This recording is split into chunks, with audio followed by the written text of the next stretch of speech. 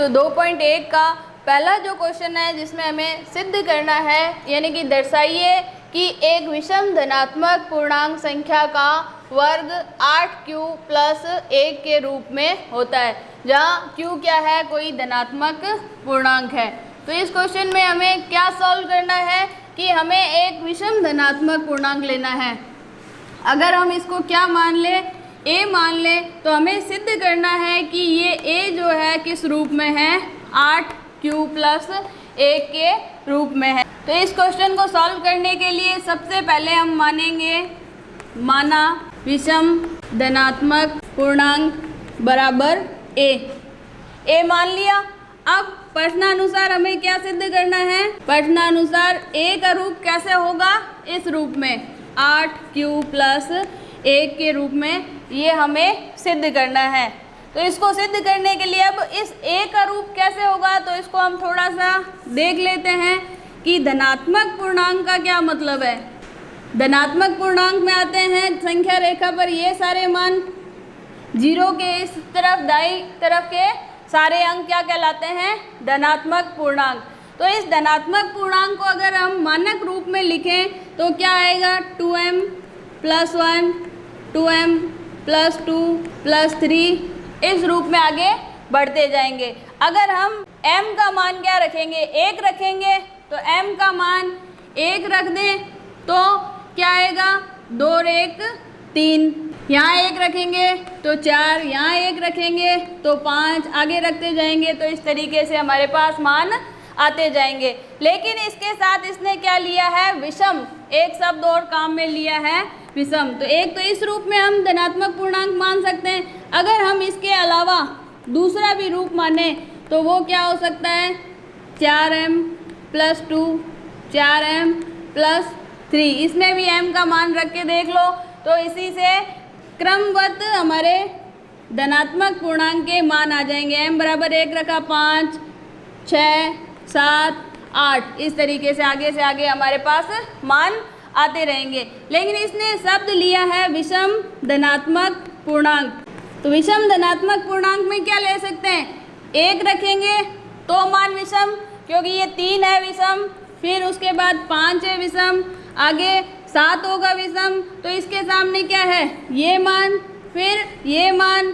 तो विषम धनात्मक पूर्णांक का रूप क्या हो सकता है, 2m plus 1, 2m plus 3, 2m plus 5, इस तरीके से हम लिख सकते हैं। अगर इस रूप में लें तो ये 5 किससे आ रहा था, इस रूप में, फिर 6 का हमें नहीं लेना क्योंकि 6 क्या है, ये सम धनात्मक पूर्णांक है।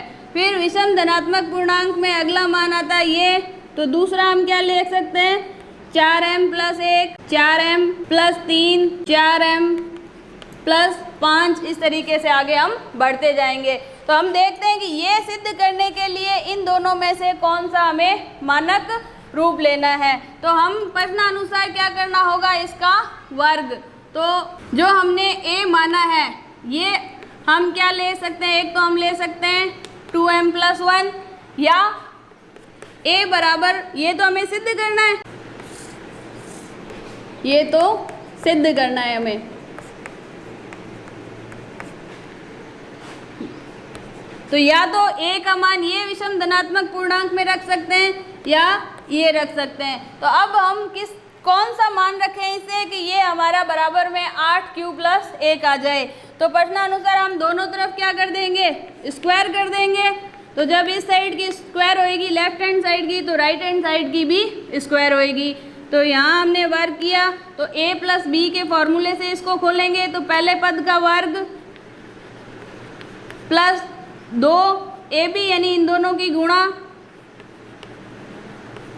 प्लस दूसरे पद का वर्ग यानी कि 1 का वर्ग। तो हमारे पास आ गया 4m स्क्वायर, 4m प्लस 1। अब हमें गुणांक में क्या लेके आना है, 8 लेके आना है, और प्लस में क्या रखना है, 1। तो प्लस में तो हमारे 1 रह रहा है, लेकिन गुणांक में क्या आ रहा है, 8। इनमें से हम कॉमन नहीं ला सकते, तो इसको हम एक बार यहीं तक रखते हैं। क्या हम इसको वर्ग करने पर 8 कॉमन ला सकते हैं? तो हम देखते हैं, दोनों तरफ हमने वर्ग किया, तो हम देखते हैं इसका वर्ग किया, पहले पद का वर्ग 2ab दोनों की गुणा हुई प्लस b का वर्ग। तो अब हम देखते हैं कि हमारे पास प्लस 1 आ गया, 8 गुणा में आ सकता है, तो इन दोनों पदों में से हमने 8 कॉमन ले लिया। 8 कॉमन लिया तो हमारे पास क्या आया, 8m 2m प्लस 1, इन दोनों पद में कॉमन लिया था, प्लस का 1। अब ये जो इस पद को हमने क्या मान लिया, q मान लिया, प्लस 1, यानी कि ये रूप हमारा किस रूप में आ रहा है, इस रूप में। इसका मतलब जो हमने ये माना था a बराबर, तो हमारे पास दोनों ही ऑप्शन थे कि या तो हम इसको माने या इसको माने। तो इसको मान के जब हमने वर्क किया तो हमने देखा कि 8 कॉमन नहीं आ रहा है, तो इसको तो हम कैंसिल कर देंगे, यानी कि इसको तो हमें a के बराबर मानना नहीं है। तो विषम धनात्मक पूर्णांक में हमने ये कैंसिल करके दूसरा पद कौन सा माना, 4m प्लस 1। फिर प्रश्नानुसार दोनों तरफ वर्ग करने पर तो वर्ग किया तो हमारे पास क्या आ गया, 8q प्लस 1। अब यहाँ q किसको माना है वो भी हम पर्सन में लिख देते हैं, जहाँ q बराबर m 2m प्लस 1, इसको हमने q मान लिया। अतः a बराबर 8q प्लस 1, ये इस रूप में आ गई। तो एक पद में तो हमने इसको सिद्ध करके देख लिया कि विषम धनात्मक पूर्णांक का वर्ग करने पर क्या आ रहा है, ये इस रूप में आ रहा है। तो एक पद तक ये प्रूफ कर दिया, इसका एक पद और लेके हम प्रूफ करते हैं कि क्या वापस से यही आ रहा है। तो इसी के आगे और पर्सन को लिखेंगे, तो यहीं से हम और लिखना स्टार्ट करें। पहले तो हमने 4m प्लस 1 के लिए प्रूफ किया, अब हम सिद्ध करेंगे 4m प्लस 3, इसके लिए हम प्रूफ कर चुके हैं, इसके लिए और प्रूफ करके देखते हैं। तो दोनों तरफ वर्ग करने पर प्रश्नानुसार है, क्योंकि विषम धनात्मक पूर्णांक का क्या करना है, हमें वर्ग करना है। इसको खोलेंगे a प्लस बी के फॉर्मूले से। a प्लस बी का होल स्क्वायर का क्या फॉर्मूला होता है, a का square plus 2ab plus b का स्क्वायर। तो ये हम यहाँ लगाएं तो 4 का वर्ग 16, m का वर्ग m स्क्वायर, फिर दोनों की गुणा हो गए, 2 से गुणा, 4 3 12, 12 दूनी 24 m, फिर 3 का वर्ग 9। अब हमें क्या करना है, हमें इसको इस रूप में सेट करना है। तो और साथ में क्या आना चाहिए, प्लस का एक शेष। तो हम इस 9 को क्या लिख सकते हैं, 8 प्लस 1 लिख सकते हैं, क्योंकि हमें शेष में यहाँ प्लस में क्या लेके आना है, 1, इसलिए हमने इस 9 के इस तरीके से 8 प्लस 1 के रूप में टुकड़े कर लिए। अब इन 3 पदों में से हमने क्या ले लिया, 8 कॉमन ले लिया। तो जैसे ही हम 8 कॉमन लेंगे तो हमारे पास क्या आएगा, 2m स्क्वायर 3m प्लस 1, ये आ गया। अब प्लस का 1 ये अलग से पड़ा है। तो अब ये जो हमारे पास ब्रैकेट की जो संख्या है 2m square plus 3m plus 1 बराबर की जगह क्या रख देंगे, q रख देंगे। तो ये हमारा पद क्या हो जाएगा, इसको हम समीकरण नंबर 1 दे देते हैं।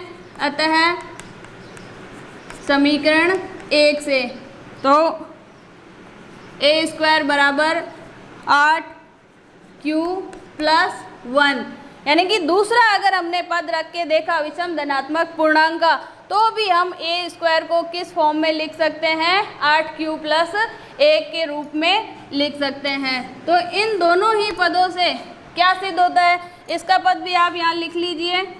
अगर हमने पहला पद रख के देखा तो भी हमारे इसी रूप में आ रहा है, दूसरा पद हमने 4m प्लस 3 विषम धनात्मक पूर्णांक का रखा तो भी ये आ रहा है। अतः हम क्या लिख सकते हैं, a स्क्वायर 8q प्लस 1 के रूप में लिख सकते हैं।